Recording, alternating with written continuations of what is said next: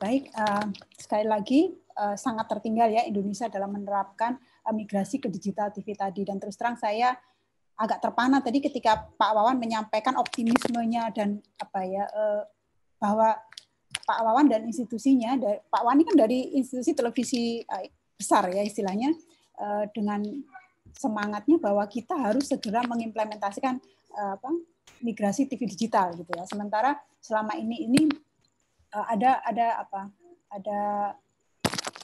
wacana yang berkembang bahwa migrasi ke TV digital ini merupakan ancaman bagi televisi-televisi incumbent besar ya, karena akan meningkatkan derajat persaingan tadi. Baik, sedikit mereview kembali apa yang sudah tadi disampaikan Pak Wawan dan Pak Catur ya, kenapa sih kita harus bermigrasi menuju televisi digital dan kenapa sampai diatur oleh ITU ya, International Telecommunication Union. Jadi bukan proyek yang sifatnya nasional tapi internasional, diatur karena ini menyangkut spektrum frekuensi radio ya, antar negara sangat berkaitan ya. Tidak bisa tiap negara itu teknologinya berbeda-beda, nanti menjadi sangat tidak kompatibel dengan negara-negara sebelahnya. Diatur bahkan secara internasional.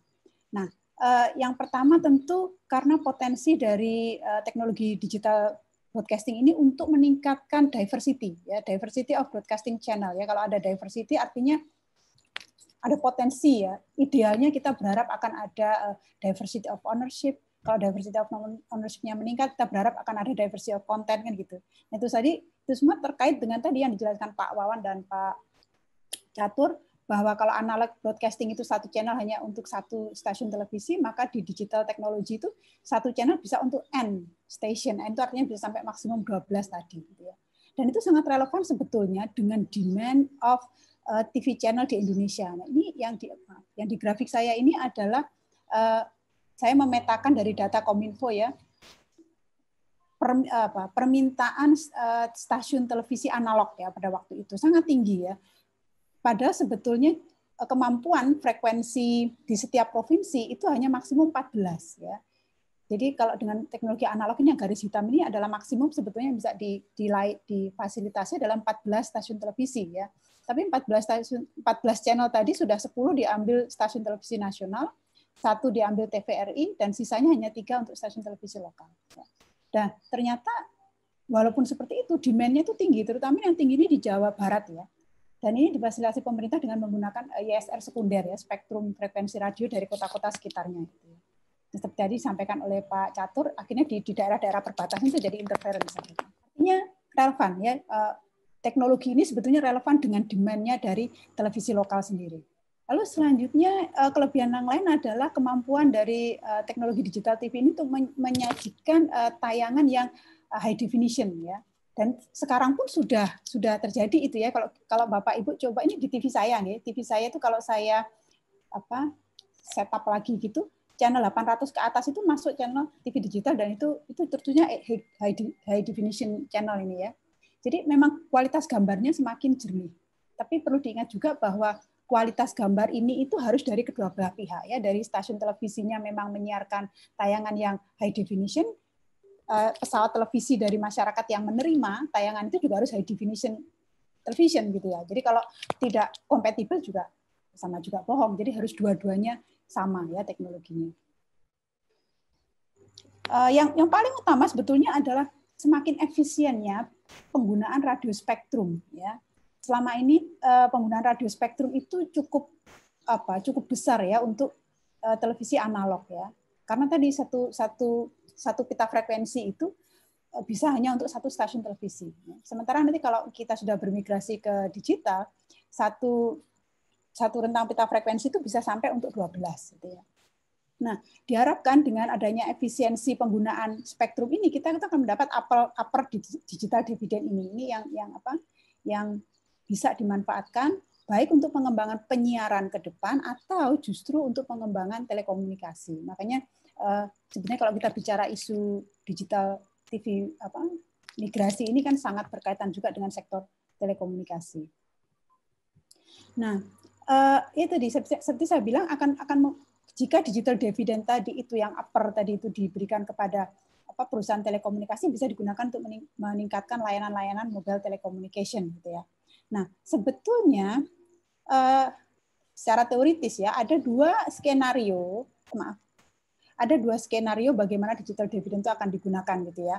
Apakah digital dividend itu akan digunakan untuk digital dividend sebagian besar tetap untuk broadcast ya, ataukah digital dividend tadi sebagian besar akan digunakan untuk telekomunikasi ya.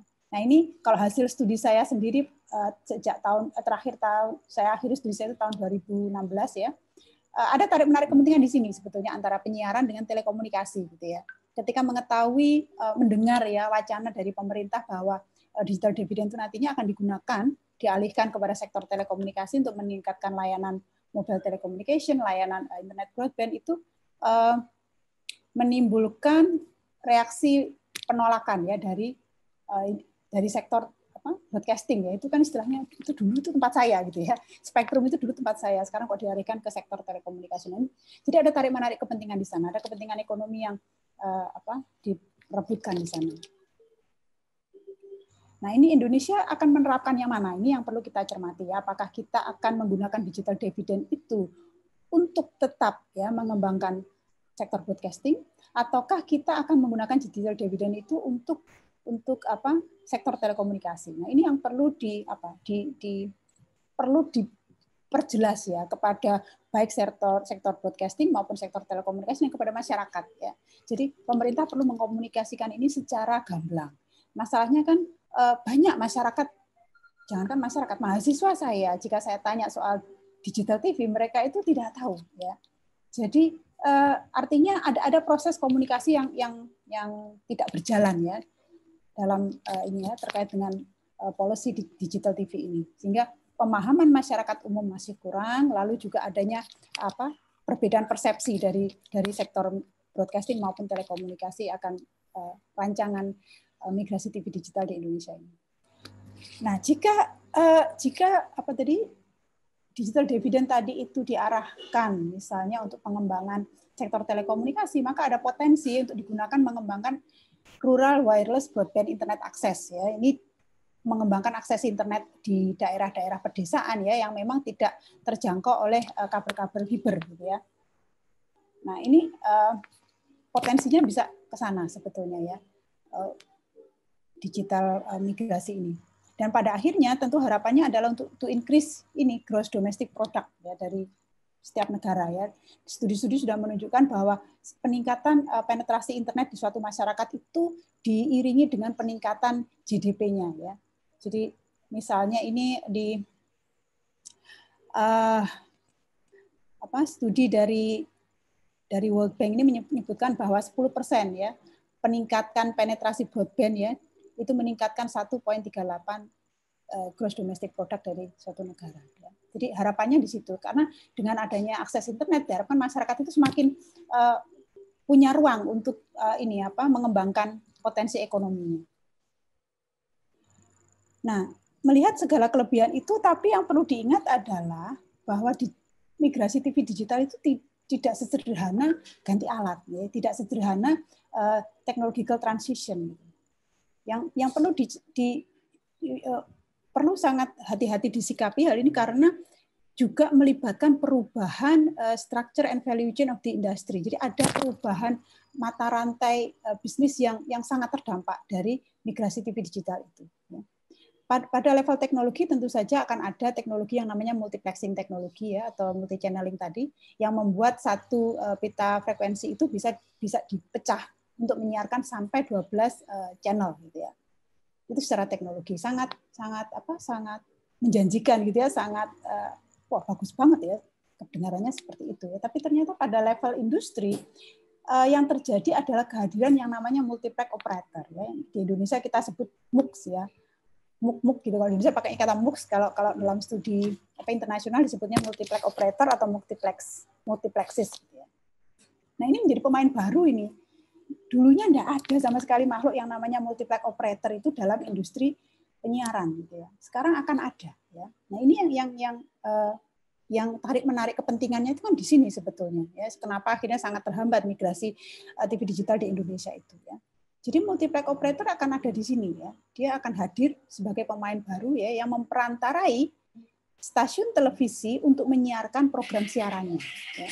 Akhirnya stasiun-stasiun televisi besar, stasiun televisi nasional maupun stasiun televisi lokal yang selama ini itu punya izin penyelenggaraan frekuensi, mereka itu tidak lebih dari konten kreator atau konten aggregator. Ya. Jadi mereka stasiun televisi ini kalau dengan model bisnisnya TV digital akan beralih hanya menjadi institusi yang memproduksi konten atau dia mengumpulkan konten lalu membuat urutan program siaran. Nah, yang paling berperan menjadi multiplex operator ini. Jadi pemain baru tiba-tiba dominan itu loh, multiplex operator ini ya. Dulunya kalau kita melihat model perizinannya analog TV, yang namanya IPP, izin penyiaran itu kan sudah itu merupakan spectrum rights ya, hak penggunaan suatu spektrum frekuensi radio gitu ya. Di era analog IPP itu diberikan kepada lembaga penyiaran ya, lembaga penyiaran swasta, lembaga penyiaran publik, lembaga penyiaran komunitas gitu ya. Jadi izin untuk menggunakan spektrumnya.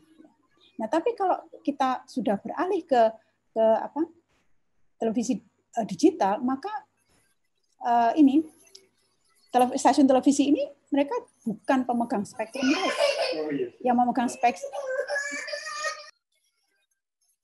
Yang memegang spektrum rights ini adalah nantinya multiplex operator ya.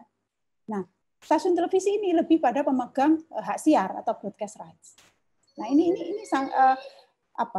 perubahan perizinan ini membutuhkan pendekatan yang cukup harus cukup hati-hati dengan banyak dengan proses komunikasi yang intens ya, karena merubah haknya. Jadi merubah hak dari stasiun televisi, hak yang dulunya dimiliki oleh stasiun televisi di era analog akan diambil dan dialihkan kepada pemain baru. Nah, ini yang unik ya, pemain baru tiba-tiba menjadi sangat dominan. ITU sendiri sudah menekankan bahwa dengan migrasi TV digital ini memang broadcaster ya, stasiun televisi is not necessarily the frequency license holder anymore ya. Instead, multiplex operators are the entities that need to be authorized to use spectrum ya. Nah, yang harus kita catat adalah authority untuk menggunakan spektrum ini berkorelasi dengan kemampuan multiplex operator untuk menentukan ya broadcaster mana yang bisa mengakses multiplexing saya. Nah ini, jadi ya intinya adalah migrasi TV digital ini membawa tantangan signifikan pada aspek kompetisi. Ya, jadi multiplex operator. Mohon maaf ya ada noise. Jadi migrasi TV digital ini membawa isu kompetisi yang sangat signifikan dan ini perannya key-nya itu ada pada siapa multiplex operatornya, bagaimana rules of the game-nya yang boleh dimainkan oleh seorang oleh pemegang multiplex license. Ya. Sangat penting di sini. Ya. Ini ITU sudah menekankan itu. Multiplex operator are in a position to determine which broadcaster can and cannot access multiplexing service. Ini a degree of control. Ya. Ini menjadi suatu bentuk kontrol yang bisa dilakukan terhadap kompetisi di sektor penyiaran digital. Ya. Nah, kalau kita merujuk pada studinya Keefe and Nakamura, ya, mereka sudah mengidentifikasi potensi-potensi unfair competition conduct ya yang bisa terjadi. Ya, misalnya yang dilakukan oleh multiplex operator, misalnya monopolisasi konten, ya, atau mungkin justru excessive pricing ya, memberikan harga yang sangat tinggi untuk televisi-televisi kecil mengakses channel-channelnya ya, atau refusal to supply ya. Jadi dengan alasan tertentu tidak memberi akses kepada televisi lain untuk mengakses layanan multiplexingnya. Nah, ini sudah diingatkan oleh Keefe and Nakamura sejak 2006, artinya policy maker harus aware dengan adanya potensi-potensi unfair competition conduct ini. Significant legal problem for implementing digital TV migration di Indonesia tentu kenyataan bahwa undang-undang penyiaran kita tidak mengenal konsep multiplex operator ya.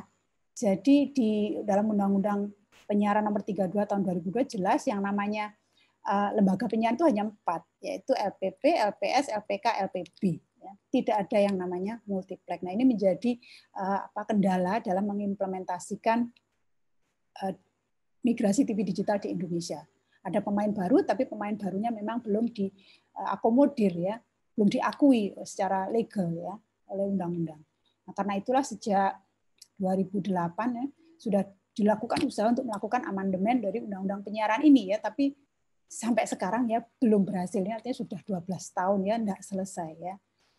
Nah, ini menarik ya. Jadi kalau dibilang tadi, kalau mungkin Pak Wawan tadi menyebutkan bahwa kendalanya ada pada DPR-nya, maka kita juga perlu lebih cermat lagi melihat siapa di DPR itu, dan ada kepentingan-kepentingan apa di DPR itu, kepentingan politik, kepentingan ekonomi, institusi-institusi yang mereka itu punya kekuatan untuk mengarahkan kebijakan-kebijakan di DPR. Tadi Pak Catur juga sudah menggarisbawahi bahwa televisi nasional itu ya, mereka lebih punya political power kalau dibandingkan memang dengan televisi lokal, televisi kecil lokal ya. Mereka punya punya afiliasi terhadap partai-partai politik. Nah, makanya kalau kita pertanyakan kenapa DPR selalu mandek dengan amandemen undang-undang penyiaran ini, kita perlu jeli melihat kepentingan-kepentingan siapa saja yang dominan bermain di sana ya untuk menggagalkan migrasi TV digital ini. Nah, bagaimana rencana implementasi TV digital di Indonesia ya? Indonesia akan dibagi menjadi 15 zona, ya artinya akan ada 15 zona multiplexing ya. Di Indonesia itu, ini menurut ini ya, peraturan Menteri Kominfo ya, sejak tahun 2012 yang dibuat sejak tahun 2011 lalu 2012 2013. Jadi akan ada 15 zona ya. Rata-rata di hampir semua zona itu nantinya tiap zona akan ada 6 multiplex operators ya, kecuali di Riau ya, karena kalau kita lihat kan Riau ini kan kepulauan kecil-kecil seperti ini ya. Jadi hanya akan ada 4 multiplex operator di Riau. Nah, masing-masing multiplex operator ini nanti akan diizinkan menyiarkan 9 channel ya. Tadi kalau maksimum bisa 12, sebetulnya di Indonesia sudah cukup dibatasi ya, menjadi 9 ya.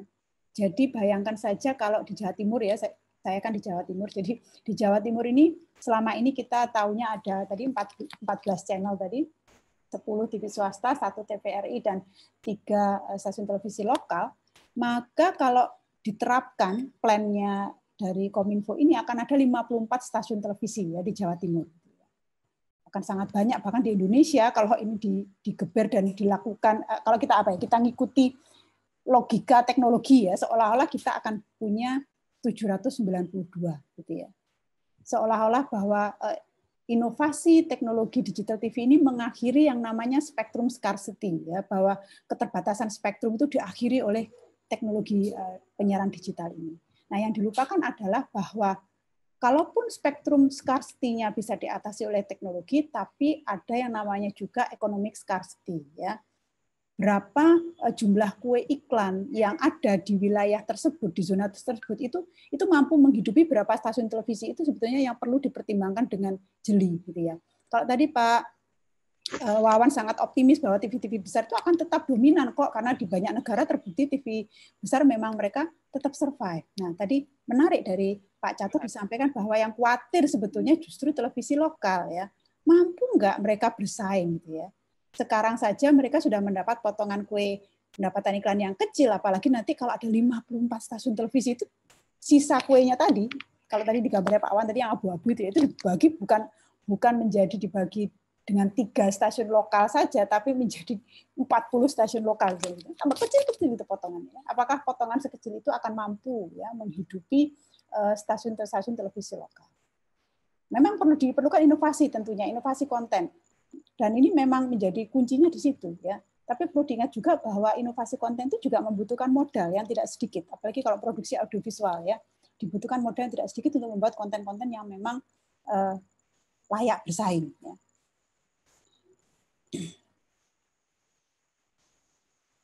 Nah, terkait dengan multiplexing tadi saya bilang di sinilah problemnya ya. Menarik kepentingannya itu kan di sini sebetulnya. Siapa yang diberi negara ini kekuasaan, authority untuk menjadi multiplex operator ya. Indonesia memilih untuk melakukan yang namanya multiplexing beauty contest ya. Konsep beauty contest ini saya mengadopsi dari para akademisi sebelumnya ya. Jadi membuat kontes proposal gitu ya. Nah, yang menarik di Indonesia ini hanya LPP dan LPS existing yang boleh menjadi boleh apply mengajukan proposal untuk menjadi multiplex operator, gitu ya. TVRI sebagai LPP sudah otomatis diberikan satu hak licensing satu hak multiplexing di 15 zona tadi ya. TVRI otomatis dan memang didesain menjadi generic multiplex operator, artinya multiplex yang menawarkan channel harga murah meriah, misalnya seperti itu. Ya. Nah, di samping TVRI, pemerintah mengizinkan private broadcasting institution, lembaga penyiaran swasta ya, untuk berkompetisi, ya, mendapatkan izin penyelenggaraan multiplexing ini. Ya. Nah, tapi tidak semua LPS sebetulnya punya peluang yang sama, karena kalau kita lihat peraturan Kominfo yang selanjutnya yang lebih detail lagi dikatakan bahwa hanya LPS yang sudah punya IPP tetap artinya yang boleh untuk mengajukan proposal ini. Jadi yang masih belum IPP tetap tidak bisa ya. Sehingga kalau kita petakan potensinya ya memang stasiun-stasiun televisi besar potensinya lebih besar karena stasiun televisi besar sudah punya IPP tetap di banyak zona di Indonesia, hampir di seluruh zona di Indonesia. Ya, jadi potensinya itu memang lebih besar untuk mengajukan proposal menjadi multiplex operator ini. Nah, poin lain yang perlu dicermati dari multiplex beauty contest yang diselenggarakan Kominfo selama ini yang patut untuk diambil pelajaran adalah dasar penilaiannya adalah pada multiplexing infrastructure plan. Jadi rencana penyelenggaraan multiplexingnya itu seperti apa sih yang akan diajukan oleh stasiun-stasiun televisi ini gitu ya. Salah satunya seperti Pak Catur tadi bilang, berapa banyak set-top box yang bisa dibagikan kepada masyarakat. Nah, akhirnya jor-joran banyak-banyakan menjanjikan pembagian set-top box kepada masyarakat. Kalau Pak Catur tadi mempertanyakan apakah akan mampu ya multiplexing menyediakan itu, kalau saya menilai mampu karena mereka institusi yang memang secara ekonomi sudah kuat. Akan tahu justru masalahnya itu di sini gitu.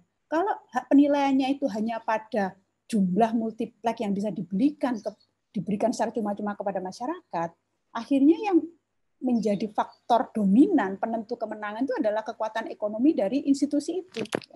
Institusi yang punya kekuatan ekonomi sudah established ya dia yang pasti akan memenangkan multiplexing plan ini gitu ya. Kenapa tidak kita padahal ada potensi bahwa kita itu meminta para stasiun televisi ini untuk mengajukan proposal terkait konten ya misalnya multiplexing A dia multiplexing dia hanya akan melayani stasiun-stasiun televisi yang menyiarkan konten apa jadi untuk kaitannya dengan diversity of content tadi ya nah, tapi sayangnya di Indonesia memang itu tidak lazim ya kita tidak lazim melakukan seleksi terkait tadi perencanaan konten ya diversity of content sementara kalau di Australia nanti akan saya jelaskan bahwa ABC itu boleh membuat TV baru, tapi dia menspesifikkan TV barunya ini untuk segmen tertentu. Jadi ada TV yang khusus untuk anak-anak toddler, ada televisi yang khusus untuk anak-anak SD. Ya, jadi dia spesifikkan target audiens dari stasiun televisinya. Kontennya dia spesifikkan untuk anak-anak. Jadi memang ada penekanan pada diversity of content dalam proses perizinan tadi. Sementara di Indonesia ini hanya seperti ini. Ujung-ujungnya hanya berapa banyak ya multiplex set-top box yang bisa Anda bagikan kepada masyarakatnya ini yang akhirnya menjadikan kualitas dari proses beauty contest ini menjadi kurang ya. Nah, tapi memang uniknya ya BSTV ini sempat memenangkan satu izin multiplexing ya di zona 4. Zona 4 itu Jawa Barat ya. Pada waktu itu sederhana karena ini info yang saya dapat dari Kominfo ya. Sederhana karena jumlah set-top box ini awal ya zona 4 itu memang dilelang pertama kali ya. Nah, pada waktu itu para pengaju proposal ini memang masih meraba-raba ya bagaimana cara memenangkan kompetisi ini ya. Nah, kebetulan BSTV berani menjanjikan jumlah set-top box yang sedikit lebih banyak daripada ini Global Mediacom MNC pada waktu itu ya sehingga MNC kalah yang menang BSTV. Tapi begitu dilakukan lerang berikutnya semua sudah tahu rule of the game ya gimana cara memenangkan ini ya. Jadi semuanya menekankan pada banyaknya set-top box yang akan dibagikan pada masyarakat ya. Nah, yang terjadi menjadi seperti ini ya. TVRI sekali lagi dia secara eksklusif mendapatkan hak multiplexing di tiap zona ya, di tiap zona boleh menyiarkan 9 channel ini ya. Artinya akan ada 135 channel yang bisa difasilitasi TVRI. Selebihnya memang penyedia multiplex itu adalah MNC Group, Citicorp, MTech, Bakri ya, dan Media Indonesia. Nah, ini yang menimbulkan kritik dari pelaku-pelaku televisi lokal gitu ya. Itu lagi ketakutan akan tadi seperti disampaikan Pak Catur, dari bawah itu ada kekhawatiran, ada keluhan bahwa kami tidak televisi-televisi lokal tidak punya ruang ya dalam proses penyelenggaraan multiplexing ini. Nah, ini akhirnya menimbulkan penolakan ya. Karena yang namanya policy itu memang harus mampu mengakomodir sebanyak mungkin kepentingan. Memang tantangannya di situ. Suka tidak suka harus seperti itu. Ya, termasuk tadi insentif apa yang mampu ditawarkan oleh policy baru ini. Televisi-televisi, kalau butuh televisi besar ya, ganti teknologi baik-baik saja. Karena televisi besar dia punya modal. Mau towernya habis itu dilowakkan mungkin oke saja ya, modalnya sudah besar. Tapi televisi lokal yang dia itu pinjam uang bank untuk bikin tower, habis itu towernya nggak kepake, dia harus menyewa channel pada multiplexing. Nah, ini kan hal yang tidak sederhana buat stasiun televisi lokal ini gitu. Harus ada insentifnya apa? Misalnya bisakah televisi lokal televisi lokal ini mereka itu bersiaran gratis dulu misalnya sampai berapa tahun gitu ya. Mereka secara ekonomi lebih settle baru melakukan membayar sewa multiplex. Nah, itu yang harus ditawarkan ya, insentifnya.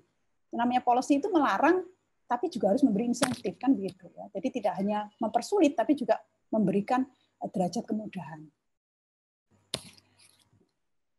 Nah, apa dampaknya ketika televisi nasional akhirnya yang memegang lisensi multiplexing ya. Ini data yang saya peroleh dari Kominfo ya. Pada waktu itu tahun 2015 saya pulang ke Indonesia dan saya sungguh terpana. Ternyata masih belum jalan ya ini digital migrasi digital ini gitu. Sementara di Australia jalan dan nggak ada damai-damai saja gitu ya. Saya lalu ke Kominfo lagi untuk melakukan wawancara, di mana sih masalahnya gitu ya. Ternyata informasi dari Kominfo adalah Kominfo akhirnya memanggil key person dari stasiun-stasiun televisi besar yang mendapatkan hak multiplexing. Kenapa sampai ini mandek? Padahal sudah dibangun infrastruktur, izin sudah dikeluarkan, kenapa kok mandek gitu ya? Ternyata data yang ditemukan adalah televisi-televisi pemegang multiplex license ini mereka cenderung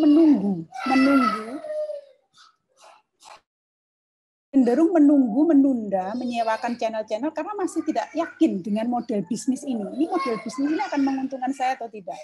Sebentar, Mama.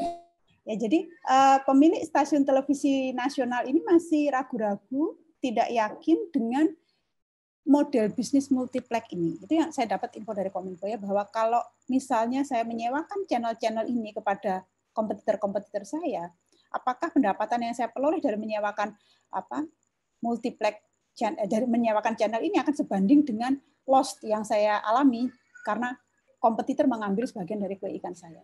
Jadi penundaan-nundaan ini dapat dikatakan sebagai refusal to supply.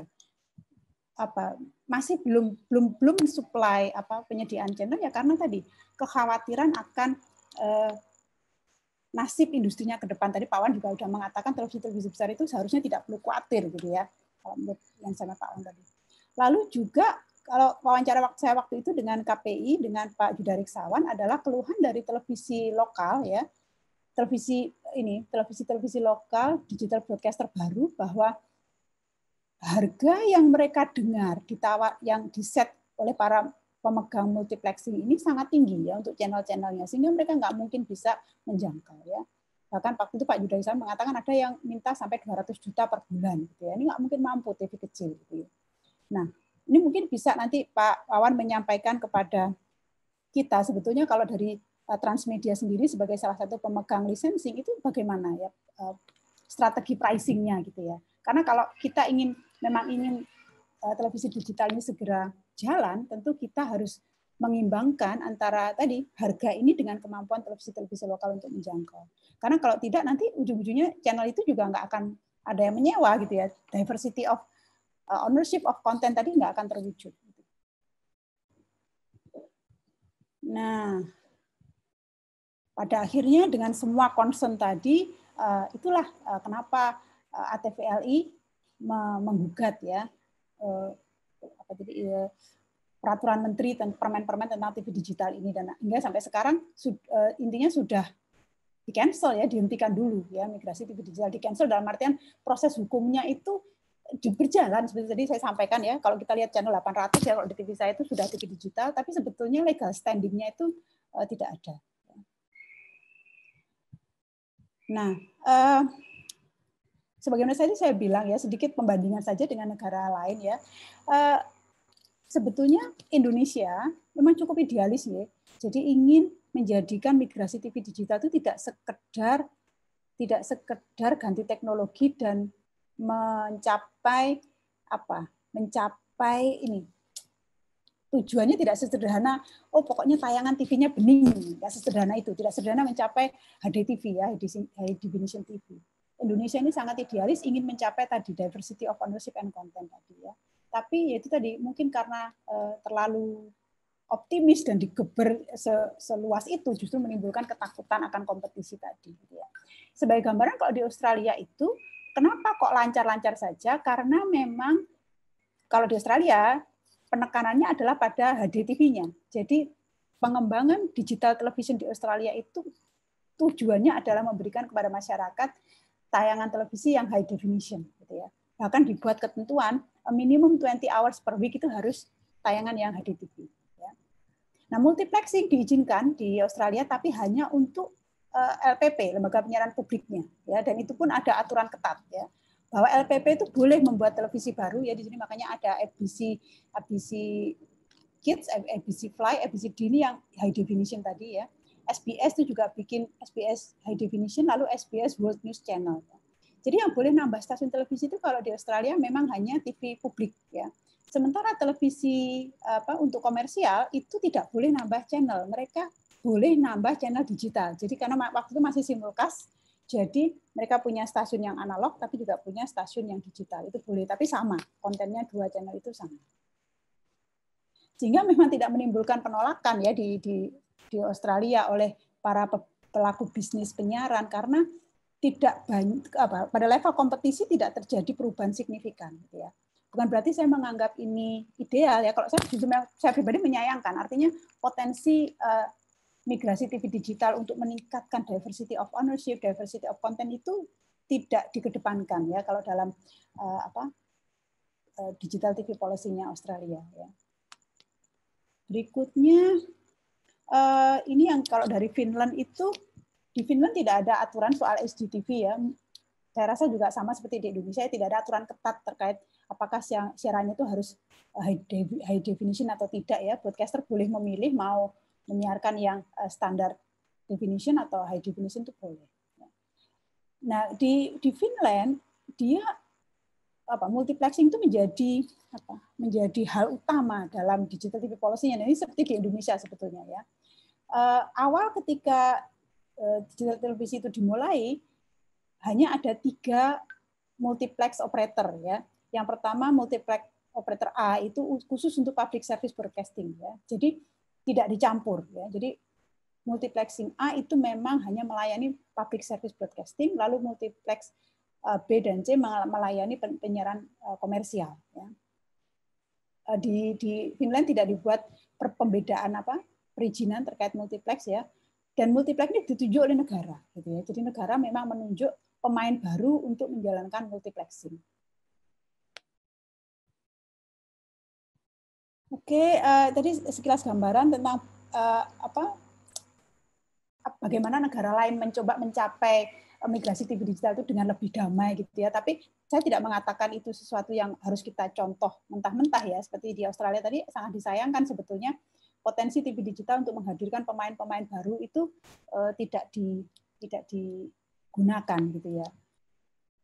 Nah, sekarang apa yang terjadi di Indonesia hingga sekarang kita simulcast ya. Jadi kita masih broadcasting kita itu menggunakan analog iya, menggunakan digital iya. Nah, kalau kita masih simulcast seperti ini, benefit keuntungan paling besar yang kita ambil adalah yaitu yang digital TV bening itu aja, seolah-olah seperti itu. Karena Karena dengan simulcast belum bisa dicapai yang namanya digital dividend. Karena analognya kan tetap jalan. Ya, analog jalan, digital jalan. Jadi ya nggak ada digital dividend, nggak ada suatu rentang frekuensi yang bisa dimanfaatkan untuk kepentingan-kepentingan komunikasi yang lain. Itu nggak bisa. Ya.